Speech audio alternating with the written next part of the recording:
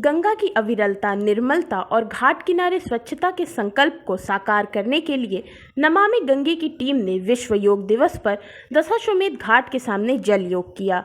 गंगा में जल योग के दौरान पद्मासन, अनुलोम विलोम, सूर्य नमस्कार जैसे जल में किए जाने वाले तमाम योग क्रियाओं का प्रदर्शन कर कार्यकर्ताओं ने जल संरक्षण एवं विश्व कल्याण की कामना की। नमामि गंगे काशी क्षेत्र के संयोजक राजेश शुक्ला ने कहा कि जल के लिए जनाधार का उपयोग करके जल योग करने की ज़रूरत है। जल योग सबसे बड़ा योग होने वाला है। यदि जल नहीं होगा तो ना ही योग होगा, ना ध्यान होगा और ना ही कोई क्रिया होगी। इसीलिए जल को सुरक्षित और संरक्षित रखना नितांत आवश्यक है।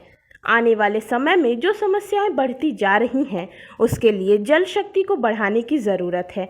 कहा कि योगमय जीवन पद्धति ने समूचे विश्व को एक परिवार की तरह जोड़ रखा है। जल योग में प्रमुख रूप से काशी क्षेत्र के संयोजक राजेश शुक्ला, पुष्पलता वर्मा, बीना गुप्ता, सोनू जी, नगीना पांडे, कीर्तन बरनवाल, सुषमा जायसवाल, एसके वर्मा, पूजा मौर्य, सीमा अग्रवाल, शांति स्वरूप व हीरालाल शामिल रहे।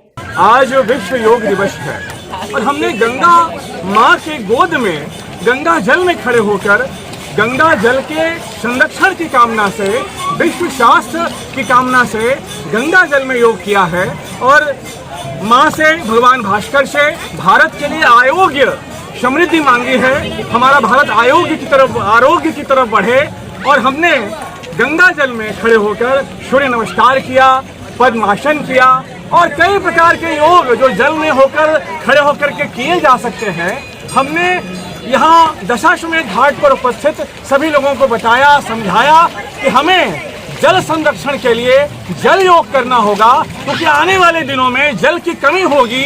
तो जल का संरक्षण नितांत आवश्यक है। जल संरक्षण के लिए हमने जल में योग किया है। आपसे निवेदन है कि जल का सदुपयोग करें, नदियों का संरक्षण करें।